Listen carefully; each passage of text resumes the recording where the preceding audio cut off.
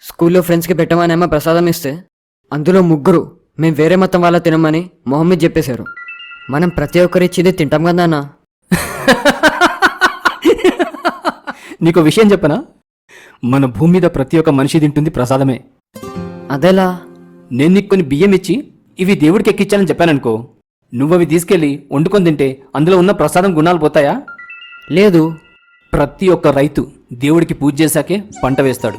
ఆ పంట చేతికొచ్చాక దేవుడు పాదాల దగ్గర పెట్టిన తర్వాతనే మార్కెట్లో అమ్ముకుంటాడు.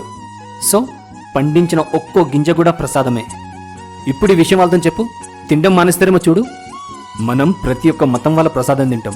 అది మన ధర్మం గొప్పతనం.